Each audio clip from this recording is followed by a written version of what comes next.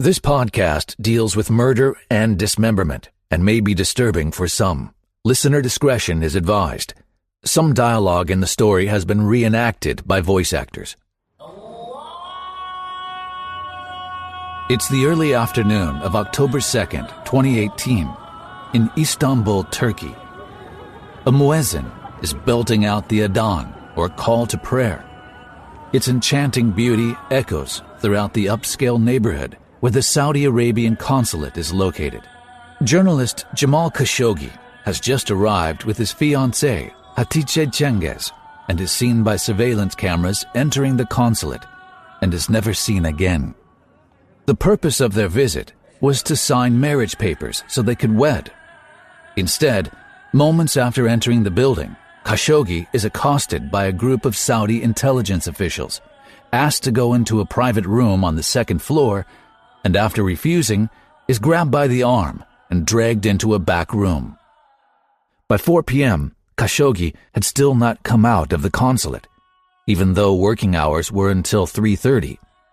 As such, his fiancée contacted the authorities. Khashoggi was reported missing, and an investigation began. Their investigation would reveal some horrific truths. Just 4 days later, the news had made its way around the world. Jamal Khashoggi had been killed while inside the consulate, with the Saudi government almost certainly involved. Just what did Jamal Khashoggi do to draw the ire of the Saudi government? How did they know what he was doing over in the U.S., what he was up to, where he would be, and just how bad was what happened to him in the consulate behind closed doors? Hint: it was pretty bad. If you haven't already subscribed to the Homicide Inc. podcast, please do so that you'll get notifications when we upload a new episode, and it's also a very big help with the discovery of the Homicide Inc. podcast, as the number of subscribers helps the podcast move up the rankings. Also, your review and rating of the podcast is a big help. Go ahead and click the 5 stars and leave a review if you like. And a quick shout out to Joss and Diana in Mexico. Thank you so much for your review of the Homicide Inc. podcast on Apple Podcasts. Much appreciated. Muchas gracias. All right, let's get back to the story. On September 18th, 2017, Jamal Khashoggi published his first column for the Washington Post, calling out a recent wave of arrests of intellectuals and religious leaders who dared to express opinions contrary to those of the Saudi leadership, and how he himself had feared for his job and freedom. Though still over a year before the actual killing, it may have been on that day that his fate was sealed. Throughout the vast majority of his career, Jamal Khashoggi was known as a man well accustomed to being on the inside, a well-connected loyalist who had been rewarded for it, a government man through and through. He served with the Saudi Arabian intelligence agency, and for decades he was close to the Saudi royal family, even serving as an advisor to the government. But starting in 2003, the cracks of dissent would start to show. He was dismissed by the Saudi Arabian Ministry of Information because he'd allowed a columnist to criticize a significant Islamic scholar, leading to his first self-imposed exile, though still voluntary at this point. He went to London. Even there, however, he remained close to the royal family, serving as both advisor and media aide to a Saudi prince, while the latter was Saudi Arabia's ambassador to the United States. In 2007, he returned, but that period of peace wouldn't last long. In May of 2010, he resigned as editor-in-chief from the newspaper Al Watan after a column was published challenging the basic Salafi premise, which is an ideology believing Islamic texts like the Quran provide the blueprint for the creation of a state. Al Watan announced that Khashoggi was leaving to focus on his personal projects, but it's commonly accepted that he was forced out. Even after that, however, he maintained his ties with the Saudi Arabian elites, including those in its intelligence agencies, and between June 2012 and September 2016, there was a degree of normalcy, his opinion columns being regularly published by news television channel Al Arabiya. Until December of 2016, Khashoggi was banned from writing in newspapers, making TV appearances, and attending conferences for criticizing U.S. President-elect Donald Trump. Khashoggi himself stated how after he spent 6 months silent, he feared just writing one more word would mean a death sentence.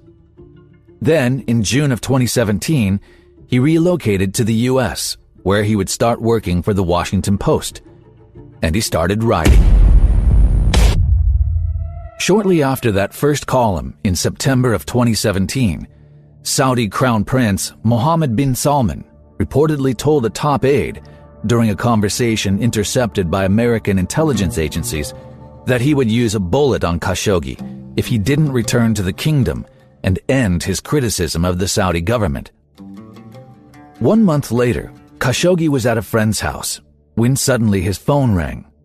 A call from back home. On the other end was Saud al-Qahtani, a top lieutenant and enforcer of the Crown Prince, with a very grisly reputation, a name you don't want to see on your incoming calls. The conversation was surprisingly friendly, with Qahtani telling Khashoggi that public comments praising Saudi reforms, including a decision to allow women to drive, had pleased the Crown Prince, urging Khashoggi to keep writing and boasting about Mohammed's achievements. An unimaginably positive and hopeful interaction on the surface. Underneath the worthless niceties, it was all one simple message. No matter how far you run, we're watching you. Khashoggi wouldn't be placated, challenging Qahtani about the plight of activists he knew had been imprisoned in the kingdom. But, as recalled by his friend, he could see Khashoggi's hand shaking while he held the phone. It wasn't over, and nothing would be forgotten.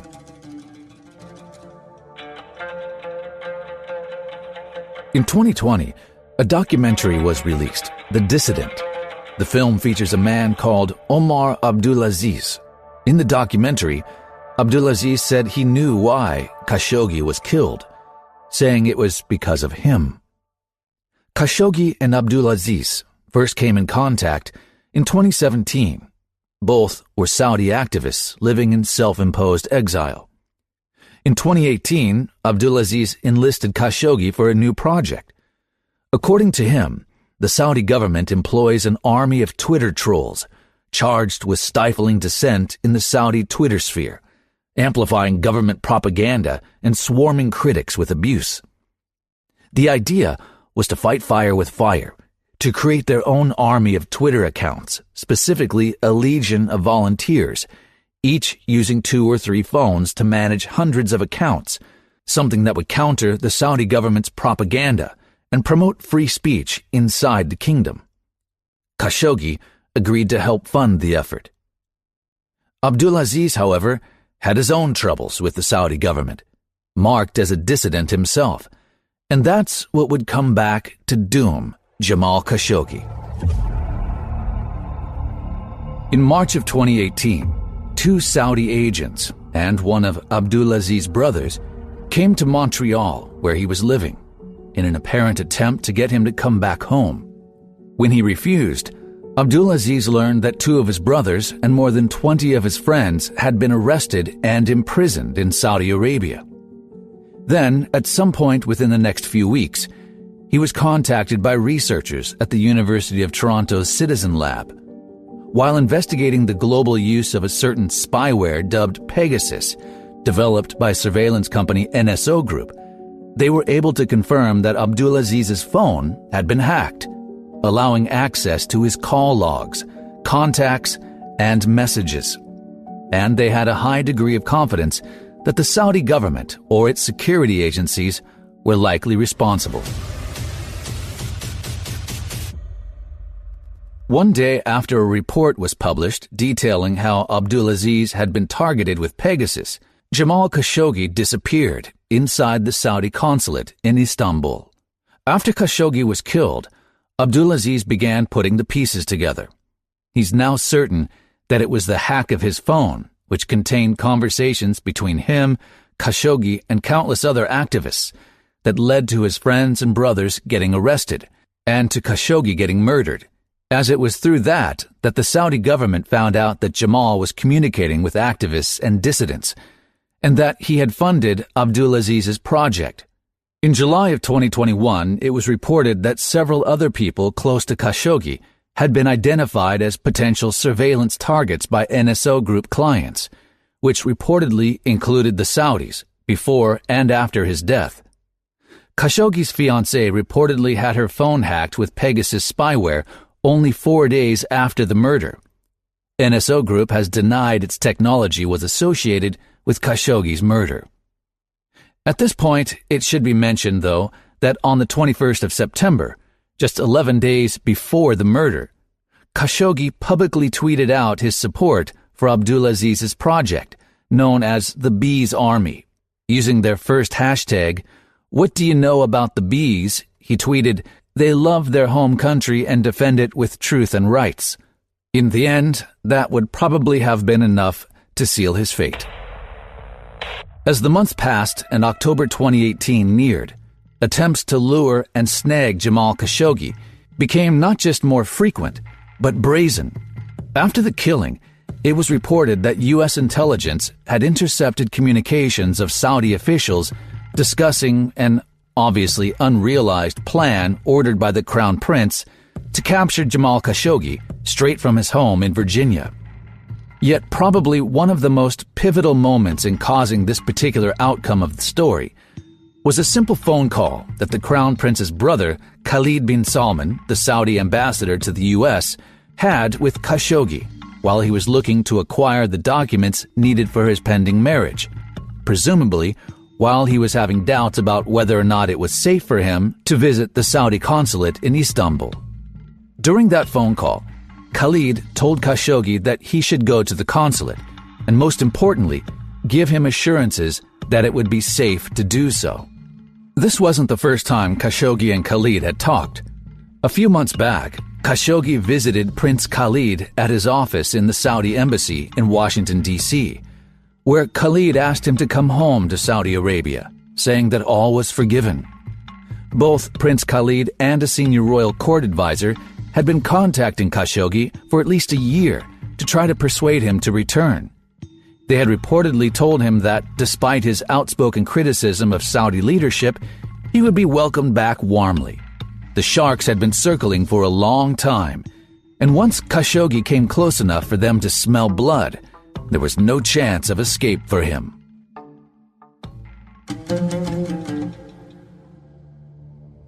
On the evening of October 1st, 2018, Jamal Khashoggi arrived in Istanbul. There, he apparently told a friend that he was worried about being kidnapped and sent back to Saudi Arabia. One last sound warning of his instincts that unfortunately went unheeded. Another arrival came into Istanbul that day.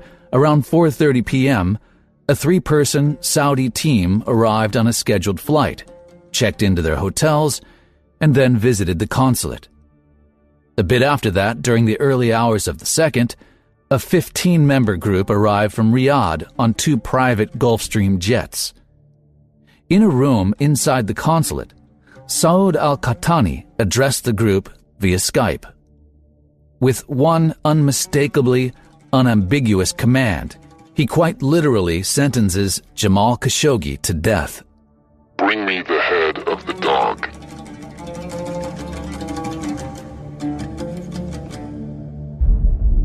What follows was secretly recorded by Turkey's National Intelligence Organization on microphones hidden inside the Saudi consulate in Istanbul. The tape is time-stamped 1:02 p.m., 12 minutes before Khashoggi enters the consulate.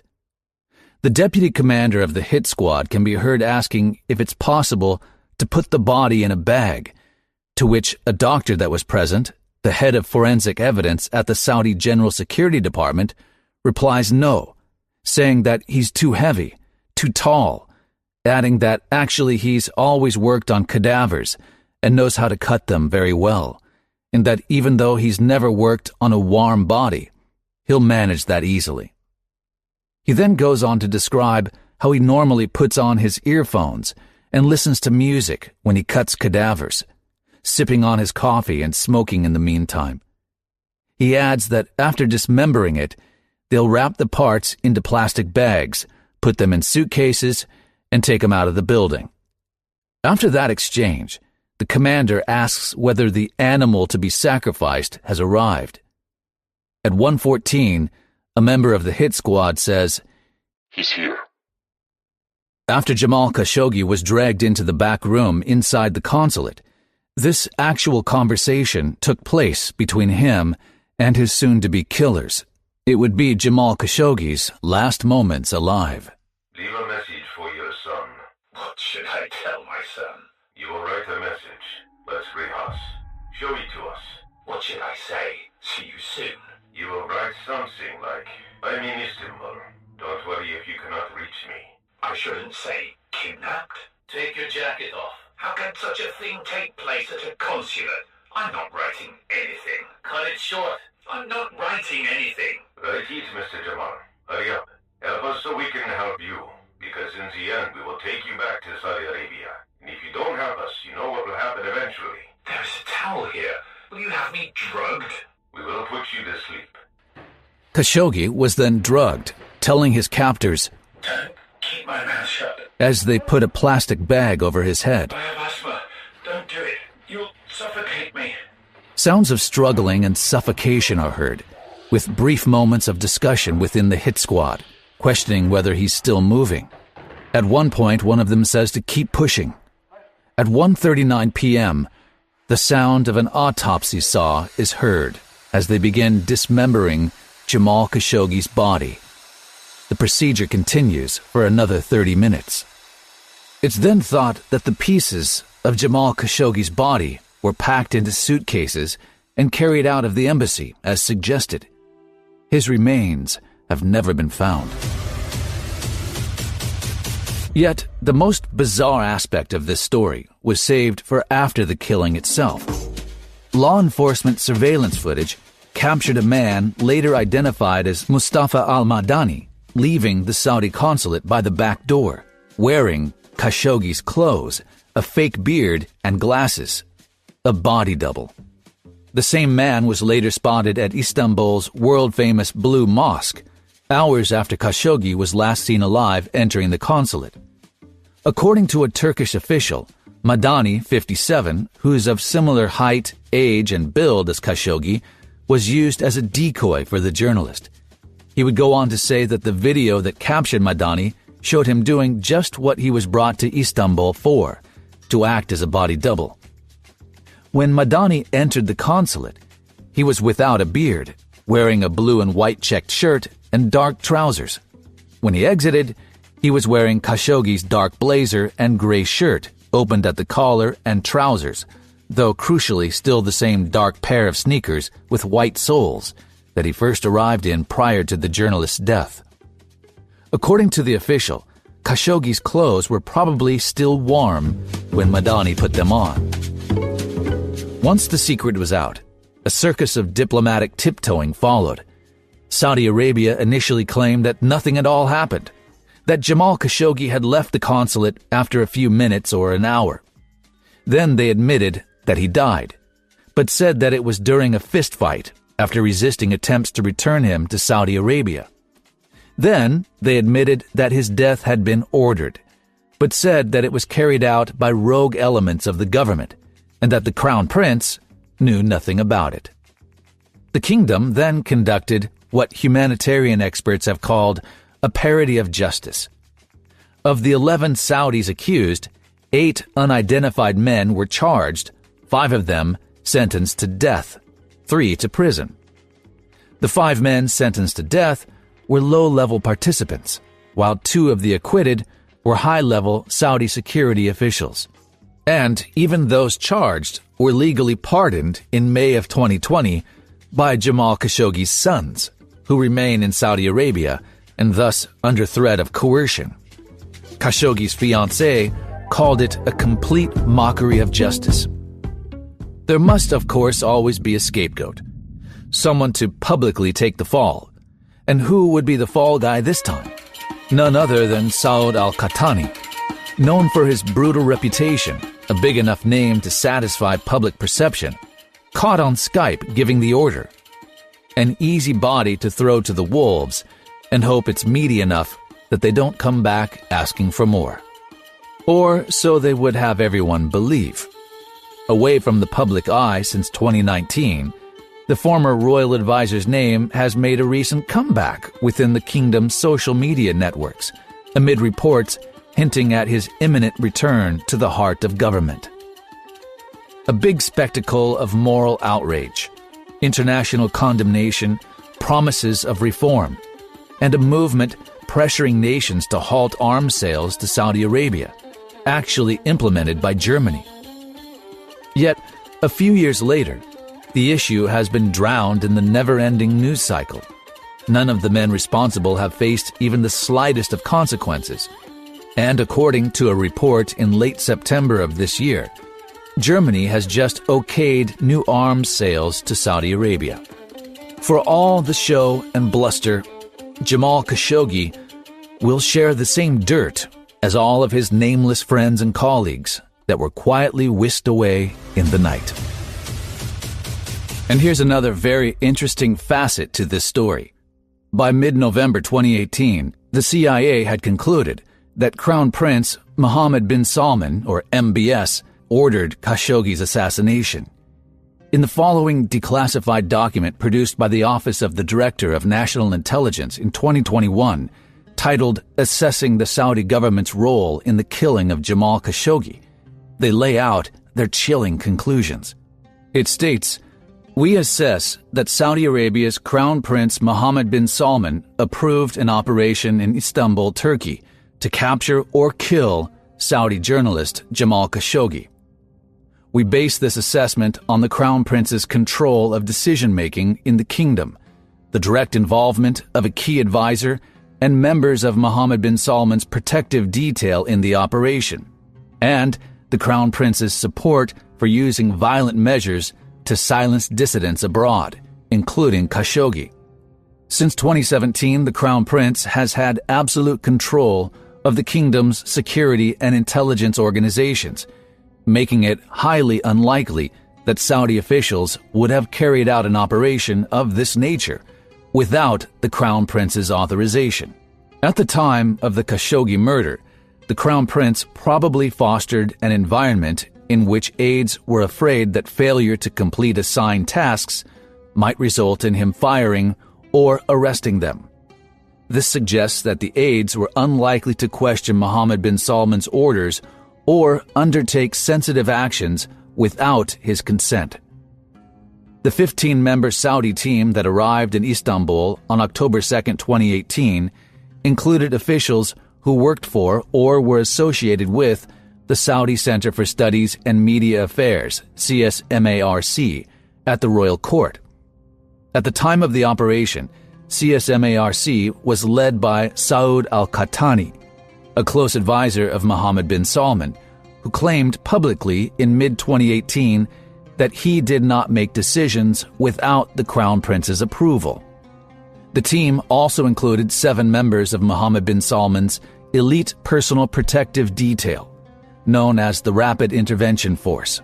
The RIF, a subset of the Saudi Royal Guard, exists to defend the Crown Prince and answers only to him, and had directly participated in earlier dissident suppression operations in the kingdom and abroad at the Crown Prince's direction.